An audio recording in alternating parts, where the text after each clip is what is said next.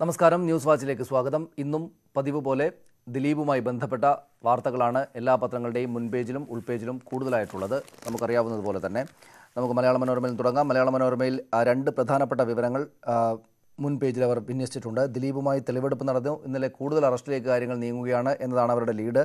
2 MLA-മാരെ ചോദ്യം ചെയ്തേക്കും എന്ന വാർത്ത അവർ നൽകിയിട്ടുണ്ട്. അതിൽ ആരൊക്കെയാണ് എന്ന് വാർത്തയിൽ പറയുന്നില്ലെങ്കിലും 2 MLA-മാരെ പോലീസ് ചോദ്യം ചെയ്യാൻ ഒരുങ്ങുന്നതായി സൂചനയുണ്ട്. ആവശ്യം വന്നാൽ ഇവരെ ചോദ്യം ചെയ്യേണ്ടി വരുമെന്ന് പ്രത്യേക അന്വേഷണ സംഘം സംസ്ഥാന പോലീസ് മേധാവിയെ അറിയിച്ചു എന്ന് ഈ വാർത്തയിൽ പറയുന്നു. കുറ്റകൃത്യത്തിൽ നേരിട്ട് പങ്കില്ലെങ്കിലും നടിയെ ഉപദ്രവിക്കാൻ ദിലീപ് കൊട്ടേഷൻ നൽകിയ വിവരം MLA-മാർ അറിഞ്ഞതിൻ്റെ തെളിവുകൾ ലഭിച്ചതിനെ തുടർന്നാണ് പോലീസ് നീക്കം. എന്നാൽ മുഖ്യമന്ത്രിയുടെ അനുവാദം ലഭിച്ചാൽ മാത്രമേ ജനപ്രതിനിധികളെ ചോദ്യം ചെയ്യൂ എന്ന് വാർത്തയിൽ പറയുന്നു. 2 MLA-മാർ ചോദ്യം ചെയ്യലിന് വിധേയനാകേണ്ടി വരും എന്ന വാർത്തയാണ് മനോരമ ഏറ്റവും പ്രധാനപ്പെട്ടതായി ഇന്ന് മുന്നോട്ട് വെക്കുന്നത്. ദിലീപിൻ്റെ ഭൂമി ഇടപാടുകൾ പരിശോധനയിലാണ് എന്ന് ആ വാർത്തയിൽ പറയുന്നുണ്ട്. ഒപ്പം മുൻപേജിൽ അവരുടേതായ ഒരു വാർത്ത, കൂറുമാറിയേക്കുമെന്ന സംശയം, നാദിർ ഷായെ മാപ്പുസാക്ഷിയാക്കില്ല എന്നതാണ്. നാദിർ ഷായെ കേസിൽ മാപ്പുസാക്ഷിയാക്കാനുള്ള നിയമോപദേശം വിചാരണാഘട്ടത്തിൽ നാദിർ ഷാ കൂറുമാറാനുള്ള സാധ്യത ചൂണ്ടിക്കാട്ടി പ്രത്യേക അന്വേഷണ സംഘം തള്ളി. വിചാരണയിൽ അടിതെറ്റിയാൽ പോലീസും വീഴാവുന്ന വാരിക്കുഴിയാണ് ദിലീപിനെതിരെ ആരോപിക്കുന്ന ഇന്ത്യൻ ശിക്ഷാ നിയമം 120B എന്ന ഗൂഢാലോചന കുറ്റം. പ്രതി കുറ്റകൃത്യത്തിൽ നേരിട്ട് ബന്ധപ്പെടാത്ത കേസുകളിൽ പ്രോസിക്യൂഷൻ തെളിയിക്കാൻ ഏറ്റവും ബുദ്ധിമുട്ടുള്ള കുറ്റമാണിത്.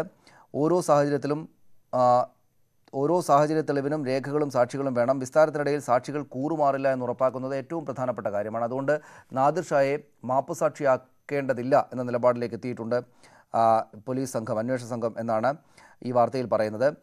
ഇത്തരം കേസുകളിൽ സംശയത്തിൻ്റെ നേരിയ ആനുകൂല്യം പോലും പ്രതിക്കാണ് ലഭിക്കുക. ഇപ്പോഴത്തെ സംഭവത്തിന് രാജ്യത്ത് ഇതുവരെ റിപ്പോർട്ട് ചെയ്ത പീഡന കേസുകളിൽ നിന്ന് 2 കാര്യങ്ങളിൽ അപൂർവതയുണ്ട്: കുറ്റം നടപ്പാക്കാനുള്ള കൊട്ടേഷനും അതിൻ്റെ ഗൂഢാലോചനയും. അതുകൊണ്ട് വളരെ പ്രധാനപ്പെട്ട കേസാണിത്. സംശയത്തിന് നേരിയ ആനുകൂല്യം പോലും പ്രതിക്ക് ലഭിക്കും. അതുകൊണ്ട് പഴുതടച്ച് മുന്നേറേണ്ടതുണ്ട്. അത് ഇടക്കാലത്ത് വെച്ച് വീണു പോകാവുന്ന, കേസ് തകർന്നു പോയേക്കാവുന്ന വിധത്തിലാകും നാദിർ ഷായെ മാപ്പുസാക്ഷിയാക്കിയാൽ എന്ന നിഗമനത്തിൽ അന്വേഷണ സംഘം എത്തിയിട്ടുണ്ട് എന്ന പ്രത്യേകമായ വാർത്ത മനോരമ നൽകിയിട്ടുണ്ട്. മനോരമയുടെ ഉൾപേജ് കഴിഞ്ഞ ദിവസങ്ങളിൽ എന്ന പോലെ ഒരു മുഴുവൻ പേജ് ദിലീപിന് വേണ്ടിയിട്ട് മാറ്റിവെച്ചിട്ടുണ്ട്. ദിലീപ് വാർത്തകൾക്ക് വേണ്ടിയിട്ട് കൊട്ടേഷൻ നൽകാൻ സുനിയെ ദിലീപിന് പരിചയപ്പെടുത്തിയത് ആര് എന്നതാണ് ആ പേജിലെ ഏറ്റവും പ്രധാനപ്പെട്ട വാർത്ത. അത് മലയാള സിനിമയിലെ പ്രധാനപ്പെട്ട നടനിലേക്ക് തന്നെ ലീഡ് ചെയ്യുന്ന വാർത്തയാണ്. കുറ്റകൃത്യം നടന്ന രാത്രി ദിലീപ് 4 തവണ ഫോണിൽ സംസാരിച്ച മുതിർന്ന നടനെ ചോദ്യം ചെയ്യും. സുനിലിനെ സിനിമാക്കാർ കൂടെ നിർത്തിയത് ക്രിമിനൽ പശ്ചാത്തലം അറിഞ്ഞു തന്നെ എന്ന വാർത്തയിൽ പറയുന്നു. ഈ കുറ്റകൃത്യം നടന്ന രാത്രി നിർമ്മാതാവ് ആൻഡോ ജോസഫ് അടക്കം പലരും ദിലീപിനെ വിളിച്ചെങ്കിലും ഫോൺ എടുത്തില്ല. എന്നാൽ ഒരു മുതിർന്ന നടൻ്റെ വിളികൾ മാത്രം അതേ രാത്രി 4 തവണ ദിലീപ് എടുത്ത് സംസാരിച്ചിട്ടുണ്ട്. നടിക്കെതിരായ അതിക്രമത്തെക്കുറിച്ച് വ്യക്തമായ അറിവുണ്ടായിരുന്നയാളാണ് ഈ നടനെന്ന് പോലീസ് സംശയിക്കുന്നു. താരസംഘടനയായ അമ്മയുടെ വിവാദയോഗം നടന്ന വേദിയിലും ദിലീപിന് പിന്തുണയുമായി ഈ നടൻ്റെ സജീവ സാന്നിധ്യമുണ്ടായിരുന്നു. സംഭവത്തിന് മുമ്പും ശേഷവും ഇവർ തമ്മിലുള്ള ആശയവിനിമയത്തിൻ്റെ വ്യക്തമായ തെളിവുകൾ സഹിതം ഈ നടനെ പോലീസ് ചോദ്യം ചെയ്യും. ഈ നടൻ ആരാണ് എന്ന് മനോരമ വാർത്തയിൽ പറയുന്നില്ല. മുകേഷാണ് നടൻ എന്ന് നമുക്കറിയാവുന്നതാണ്. മുകേഷിനെ ചോദ്യം ചെയ്യും എന്നതാണ് ഈ വാർത്തയിലൂടെ നമുക്ക് മനസ്സിലാക്കാനാകുന്ന കാര്യം. ദിലീപ് വാർത്തകളിൽ നിന്ന് മാറി നമ്മൾ മറ്റു വാർത്തകളിലേക്ക്, മനോരമയിലേക്ക് വന്നാൽ മനോരമയുടെ മുൻപേജിൽ തന്നെ സെൻകുമാറിനെതിരെ ക്രൈംബ്രാഞ്ച് അന്വേഷണം എന്ന വാർത്തയുണ്ട്. മതസ്പർദ്ധ ഉളവാക്കും വിധം പരാമർശം നടത്തിയെന്ന പരാതിയിലാണ് നടപടി. ഇന്നലെ വന്ന വാർത്തയാണ്. ആ വാർത്ത മുന്നിൽ തന്നെ മനോരമ വിന്യസിച്ചിട്ടുണ്ട്. ഒപ്പം മറ്റു പ്രധാനപ്പെട്ട വാർത്തകൾ കൂടെ നമുക്ക് മനോരമയ്ക്കകത്ത് കാണാം. അത് ഇറോം ശർമിളയുടെ വിവാഹം അടുത്ത മാസം 12-ന് എന്ന വാർത്ത. അങ്ങനെ എല്ലാ മാധ്യമങ്ങളുള്ള സവിശേഷമായി ശ്രദ്ധിക്കേണ്ടതാണ്. മണിപ്പൂരിൻ്റെ സമരനായിക ഇറോം ശർമിളയും ബ്രിട്ടീഷ് കാമുകൻ ഡെസ്മണ്ട് കുടീഞ്ഞോയും അടുത്ത മാസം 12-ന് വിവാഹിതരാകും. ഇരുവരും കൊടൈക്കനാലിലെ സബ് രജിസ്ട്രാർ ഓഫീസിൽ അപേക്ഷ നൽകി എന്ന വാർത്ത അവർ നൽകിയിട്ടുണ്ട്. സ്വാശ്രയ മെഡിക്കൽ ഭേദഗതി ഓർഡിനൻസ് വീണ്ടും വിജ്ഞാപനം ചെയ്തു. ഫീസ് നിർണ്ണയ സമിതി ഇന്ന് യോഗം ചേർന്ന് ഫീസ് തീരുമാനിക്കും എന്ന വാർത്തയുണ്ട്. 87-ൻ്റെ കോഴി കൂട്ടിൽ കിടന്നു, ചിക്കൻ വില പറന്നുയർന്നു എന്ന വാർത്ത ഈ ഉൾപേജിൽ പ്രാധാന്യത്തോടു കൂടി തന്നെ നൽകിയിട്ടുണ്ട്. അത് 87-ൽ കൂടുതൽ വിൽക്കുന്നവർക്കെതിരെ പ്രതിഷേധിക്കണം എന്ന മന്ത്രിയുടെ ആഹ്വാനം കൂടെ അതിനകത്ത് നമുക്ക് കാണാം. മനോരമ മാറ്റിവെച്ച് മാതൃഭൂമി എടുത്താൽ മാതൃഭൂമിയിലും നമുക്കറിയാവുന്നതുപോലെ ഈ പറയുന്ന പോലെ മനോരമ എന്ന പോലെ തന്നെ ദിലീപിനെ കോടതിയിൽ ഹാജരാക്കുന്നതിൻ്റെ ശേഷം പോലീസ് കസ്റ്റഡിയിൽ കൊണ്ടുപോകുന്നതിൻ്റെ ഒരു ചിത്രസഹിതം, വലിയ ചിത്രസഹിതം തന്നെയാണ് മനോരമയും മാതൃഭൂമിയും ഇന്നത്തെ വാർത്തകൾ നൽകിയിട്ടുള്ളത്. മാതൃഭൂമി പ്രതിനായകനെതിരെ ജനരോഷം എന്ന് പറഞ്ഞ് ഇന്നലത്തെ തെളിവെടുപ്പ് അത്തരം കാര്യങ്ങളെല്ലാം കൊടുത്തതിന് ശേഷം അത്തരം കാര്യങ്ങൾ പ്രധാനമായി നൽകിയിട്ടുണ്ട്. അതിനുശേഷം വസ്തു ഇടപാടുകളും അന്വേഷിക്കും എന്നതാണ് അവരുടെ ഇക്കാര്യത്തിലെ പ്രത്യേകമായ വാർത്ത. എറണാകുളത്ത് മാത്രം ദിലീപ് നടത്തിയത് 35 ഇടപാടുകളാണ് എന്ന് ഈ വാർത്തയിൽ പറയുന്നു. വിവിധ ജില്ലകളിൽ ദിലീപ് നടത്തിയ വസ്തു ഇടപാടുകൾ സംബന്ധിച്ച് പോലീസ് വിവരങ്ങൾ ശേഖരിക്കുന്നു. ഏതാനും വർഷങ്ങൾക്കിടെ എറണാകുളം ജില്ലയിൽ മാത്രം 35 സ്ഥലമിടപാടുകൾ ദിലീപ് നടത്തിയിട്ടുണ്ട്. ഇത് ദിലീപും അടുപ്പമുള്ളവരും മാത്രം ഉൾപ്പെട്ട ഇടപാടുകളാണ്. ബിനാമി ഇടപാടുകൾ ഇതിലുമേറെയാണെന്ന് അധികൃതർ കരുതുന്നു എന്ന് പറഞ്ഞ് ദിലീപ് ഡയറക്ടറായ അൽക്ക ദിൽ ഹോട്ടൽ ആൻഡ് റിസോർട്ട്സ് പ്രൈവറ്റ് ലിമിറ്റഡിൻ്റെ പേരിൽ 2009 മുതൽ 2014 വരെ 10 സ്ഥലങ്ങൾ വാങ്ങിയിട്ടുണ്ട്. എല്ലാം കൊച്ചി നഗരത്തിൻ്റെ കണ്ണായ ഭാഗമായ മരടിലാണ്. മോഹവിലയാണ് ഈ പ്രദേശങ്ങളിൽ നിന്നിങ്ങനെ ആ വാർത്ത വളരെ വളരെ വിശദമായിട്ട് തന്നെ നൽകിയിട്ടുണ്ട്. അതോടൊപ്പം ചേർത്ത് അകത്ത് ദിലീപിനെ വീഴ്ത്തിയത് അതിബുദ്ധി എന്ന പേരിലാണ് ഉള്ള വാർത്തയാണ്. അത് അവരുടെ പ്രത്യേകമായിട്ടുള്ള വാർത്ത. അമിത ആത്മവിശ്വാസവും അതിബുദ്ധിയുമാണ് ദിലീപിനെ വീഴ്ത്തിയത് എന്ന് മാതൃഭൂമി ഈ വാർത്തയിൽ പറയുന്നു. ആഗ്രഹിച്ച രീതിയിൽ കൃത്യം നടപ്പാക്കിയെങ്കിലും നടൻ ദിലീപിനെ കുടുക്കിയത് അമിത ആത്മവിശ്വാസവും അതിബുദ്ധിയും. അതിൽ 3 കാര്യങ്ങൾ പോയിന്റ് ചെയ്ത് മാതൃഭൂമി എഴുതിയിട്ടുണ്ട്. ഒന്നാമത്തേത് പൾസർ സുനിയെ കണ്ടിട്ടോ സംസാരിച്ചിട്ടോ ഇല്ലെന്ന് പറഞ്ഞു. ഇവർ തമ്മിൽ ബന്ധമുണ്ടെന്ന് സ്ഥാപിക്കാൻ പോലീസിന് എളുപ്പമായിരുന്നു. അത് നടന്നു എന്നതാണ് ഒന്ന്. രണ്ടാമത്തേത് പൾസർ സുനി ജയിലിൽ നിന്ന് ദിലീപിന് എഴുതിയ കത്തിൽ ഭീഷണിയുടെ സ്വരമില്ലായിരുന്നു, ഒരു അടുപ്പക്കാരൻ്റെ ഭാഷയാണ് ഉണ്ടായിരുന്നത്. ജയിലിൽ നിന്ന് ഭീഷണി ലഭിച്ചു കഴിഞ്ഞ് 20 ദിവസം കഴിഞ്ഞ് മാത്രം പരാതി നൽകിയത് എന്തുകൊണ്ടാണെന്ന് ദിലീപിന് വിശദീകരിക്കാനായില്ല. മൂന്നാമത്തേത് തനിക്ക് വാഗ്ദാനം ചെയ്ത പണം 5 മാസം കൊണ്ട് നൽകിയാൽ മതിയെന്നാണ് സുനിയുടെ കത്തിൽ ആവശ്യപ്പെട്ടിരുന്നത്. ഈ 2 കോടി രൂപ തന്നെ ബ്ലാക്ക്മെയിൽ ചെയ്യാതിരിക്കാൻ തന്നോട് ആവശ്യപ്പെട്ടു സുനി എന്ന് ഈ പരാതിയിൽ ദിലീപ് പറയുന്നുണ്ട്. പക്ഷേ പണത്തെക്കുറിച്ച് കൃത്യമായി ഈ പേപ്പറിൽ പറഞ്ഞിട്ടില്ല എന്നത് മുന്നോട്ട് വെച്ച് പോലീസ് ചോദിച്ച ചോദ്യങ്ങളിൽ നടൻ ഉത്തരം മുട്ടി. എപ്പോൾ എവിടെ വെച്ച് ആര് മുഖേന ആവശ്യപ്പെട്ടു ഇത്ര പണം വേണമെന്ന് എങ്ങനെ ആവശ്യപ്പെട്ടു എന്ന ചോദ്യത്തിന് മുന്നിൽ ദിലീപിന് മറുപടി ഉണ്ടായിരുന്നില്ല എന്നാണ് ആ വാർത്തക്കകത്ത് പറയുന്നത്. മാതൃഭൂമിയും ഒരു മുഴുവൻ പേജ് വാർത്ത മുഴുവൻ പേജ് തന്നെ ഇതിനുവേണ്ടി ഇന്നും മാറ്റിവെച്ചിട്ടുണ്ട്. സൗഹൃദമോ ബിസിനസ്സോ അൻവർ സാദത്തും വിവാദത്തിൽ എന്ന പേരിൽ ആലുവ MLA അൻവർ സാദത്തിന് ദിലീപിനുമായുള്ള സൗഹൃദം കോൺഗ്രസിനകത്തും പുറത്തും ചർച്ചയാകുന്നു എന്ന് ഈ വാർത്തയിൽ പറയുന്നുണ്ട്. മാതൃഭൂമിയുടെ എഡിറ്റോറിയൽ മലയാള സിനിമ സ്വയം ശുദ്ധീകരിക്കപ്പെടണം എന്ന പേരിലാണ്. അത് ഈ സിനിമയുമായി ഈ വിഷയങ്ങളുമായിട്ടൊക്കെ ബന്ധപ്പെട്ടിട്ടുള്ള കാര്യങ്ങളെല്ലാം ചേർത്തുകൊണ്ടാണ്. മാതൃഭൂമിയുടെ എഡിറ്റോറിയൽ ഇന്നും ഈ സിനിമാ മേഖലയിലെ ക്രിമിനൽ കുറ്റകൃത്യങ്ങളുമായി ബന്ധപ്പെട്ടുള്ള കാര്യങ്ങളാണ്.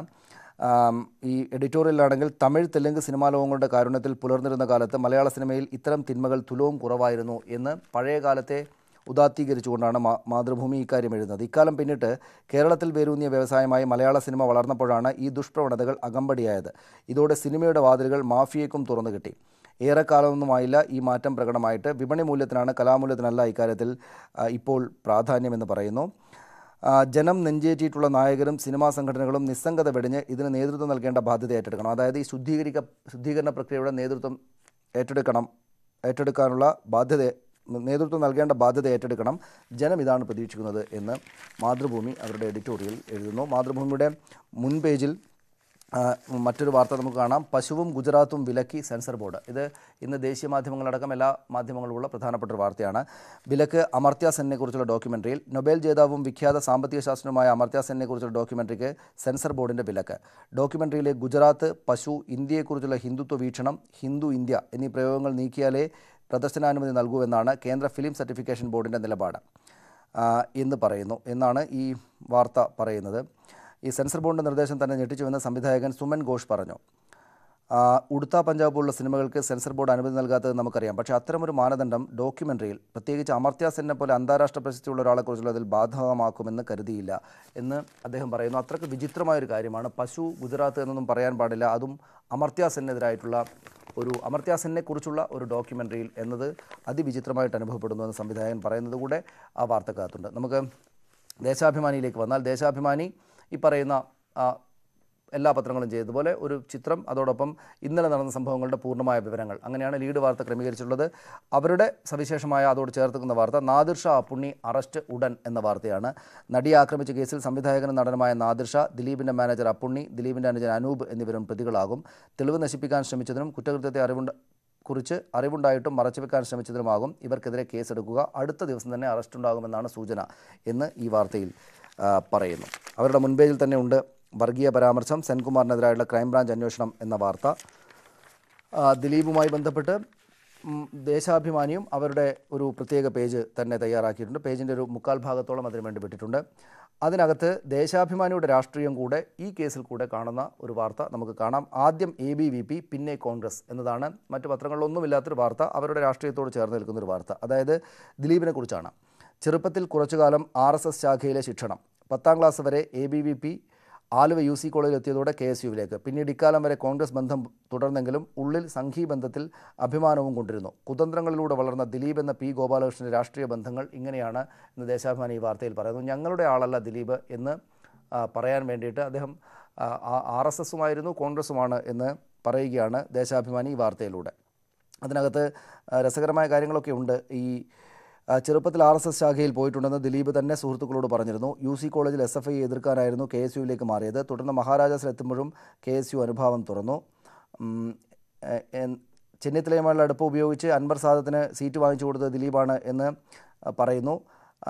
എന്നാലും സ്വകാര്യ നിമിഷങ്ങളിൽ തൻ്റെ സംഗീത താല്പര്യം മറച്ചു വെച്ചിരുന്നില്ല. ഒരു സിനിമാ നടൻ എന്ന നിലയിൽ ശരീര സംരക്ഷണത്തിന് വേണ്ട ആദ്യ പാഠങ്ങൾ കിട്ടിയത് ശാഖയിലെ ശാരീരിക വ്യായാമങ്ങളിലൂടെയാണെന്ന് ദിലീപ് പറയാറുണ്ടായിരുന്നു. ആലുവ കേന്ദ്രമാക്കി സേവാഭാരതി അടക്കമുള്ള പരിവാർ പ്രസ്ഥാനങ്ങളുടെ പ്രവർത്തനങ്ങൾക്ക് ദിലീപ് കൈയയച്ച് സഹായിക്കുകയും ചെയ്തിരുന്നു എന്ന് പറഞ്ഞ് ഒരു വാർത്ത ഇത് ദേശാഭിമാനിയിൽ മാത്രമേ നമുക്ക് കാണാനാവുകയുള്ളൂ.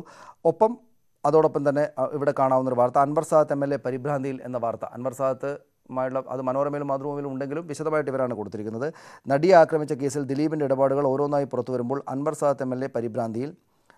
നടി ആക്രമിക്കപ്പെട്ട ശേഷവും ദിലീപിനെ ആദ്യമായി ചോദ്യം ചെയ്ത ശേഷവും അൻവർ നിരന്തരം ദിലീപുമായി ബന്ധപ്പെട്ടതായാണ് വിവരം എന്നിങ്ങനെ ആ വാർത്തയിൽ പറയുന്നു. ദേശാഭിമാനിയുടെ ഉൾപേജിൽ ഇറോം ശർമിള വിവാഹിതയായി എന്ന വാർത്ത കാണാം. ഇറോം ശർമിള അടുത്ത മാസം 12-ാം തീയതിയാണ് വിവാഹിതയാവുന്നത് എന്നായിരുന്നു നമ്മൾ മറ്റേ പത്രത്തിൽ കണ്ട വാർത്ത. അതുകൊണ്ട് ദേശാഭിമാനിക്ക് തെറ്റിയിരിക്കാനാണ്. അതായത് വിവാഹം രജിസ്റ്റർ ചെയ്യാനുള്ള ആദ്യ നടപടിക്രമങ്ങളാണ് ആരംഭിച്ചിരിക്കുന്നത്. പക്ഷേ അത് വിവാഹിതയായി എന്ന മട്ടിൽ തന്നെയാണ് ദേശാഭിമാനി ഉൾപേജിൽ നൽകിയിട്ടുള്ളത്. മാധ്യമത്തിലും ഈ പറയുന്ന വാർത്തകളെല്ലാം ഉണ്ട്. ദിലീപ് പോലീസ് കസ്റ്റഡിയിലാണ് എന്നതടക്കമുള്ള കാര്യങ്ങൾ. കാവ്യയെയും മാധവിനെയും ചോദ്യം ചെയ്യും എന്നതാണ് ഇന്ന് മാധ്യമത്തിൽ മാത്രം കാണാൻ പറ്റിയ മാധ്യമത്തിൻ്റെ സവിശേഷമായ വാർത്ത. നടൻ മുകേഷിനെയും ചില രാഷ്ട്രീയ നേതാക്കളെയും ചോദ്യം ചെയ്യലിനായി വിളിപ്പിക്കും എന്നും കൂടെ ഇതിനകത്തുണ്ട്. നടി ആക്രമിക്കപ്പെട്ട കേസിൽ ദിലീപിൻ്റെ ഭാര്യയും നടിയുമായ കാവ്യ മാധവിനെയും പ്രത്യേക അന്വേഷണ സംഘം ഉടൻ ചോദ്യം ചെയ്യും എന്ന് ആ വാർത്തയിൽ പറയുന്നു. മാധ്യമത്തിനകത്ത് BJPയുടെ ബംഗാൾ IT സെക്രട്ടറി അറസ്റ്റിൽ. സോഷ്യൽ മീഡിയയിൽ വ്യാജ വാർത്തകളും ചിത്രങ്ങളും പ്രചരിപ്പിച്ചതിന്, ബംഗാളിൽ വർഗീയ കലാപം ആളിക്കത്തിക്കാൻ വേണ്ടി ചെയ്തതിന് തരുൺ സെൻഗുപ്ത എന്ന BJPയുടെ ബംഗാൾ IT സെക്രട്ടറി അറസ്റ്റായ വാർത്ത അത് ദേശീയ മാധ്യമങ്ങളിലടക്കം എല്ലായിടത്തും ഉണ്ട്. അത് പ്രാധാന്യത്തോടു കൂടി തന്നെ നൽകിയിട്ടുണ്ട് മാധ്യമം. മംഗളത്തിൽ കൂടെ ഒരു വാർത്ത നമുക്ക് പ്രത്യേകമായിട്ട് കാണേണ്ടതാണ്. അത് ബൈജു കൊട്ടാരക്കരയുടെ വെളിപ്പെടുത്തൽ, കലാഭവൻ മണിയുടെ മരണവുമായി ബന്ധപ്പെട്ടത് CBI പരിശോധിക്കും എന്നതാണ് ഈ വാർത്ത. ദിലീപ് അറസ്റ്റായ സാഹചര്യത്തിൽ മണിയുടെ മരണത്തിൽ ഇവരുടെ പങ്കിൽ സംശയമുണ്ടെന്നാണ് ബൈജുവിൻ്റെ വിവാദ വെളിപ്പെടുത്തൽ. അത് മണിയുടെ മരണത്തിന് മുന്നിൽ ദുരൂഹത ഉണ്ടെന്ന് തന്നെയാണ് സഹോദരൻ രാമകൃഷ്ണൻ നിലപാട്. ദിലീപും കൂട്ടരുമാണ് എന്ന് പക്ഷേ തനിക്കറിയില്ല. എന്നാൽ സിനിമാ മേഖലയുമായി ബന്ധപ്പെട്ട ചിലരാണ് ഇതിന് പിന്നിൽ സംശയം നേരത്തെ തന്നെ ഉണ്ട് എന്ന് ബൈജു കൊട്ടാരക്കര പറയുന്നു. ഈ വെളിപ്പെടുത്തൽ CBI പരിശോധിക്കും എന്നതാണ് മംഗളത്തിൻ്റെ ഈ വിഷയത്തിലെ പ്രധാനപ്പെട്ട ഒരു വാർത്ത. ഇതോടുകൂടി ഇന്നത്തെ ന്യൂസ് വാച്ച് പൂർണ്ണമാവുകയാണ്. കൂടുതൽ വിനോദ കായിക വാർത്തകളുമായി രഞ്ജിനി ചേരും. നമസ്കാരം. കായിക വിനോദ വാർത്തകൾ ആരംഭിക്കുകയാണ്. ആദ്യം ഏതൊക്കെയാണ് പ്രധാന വാർത്തകൾ എന്ന് നോക്കാം.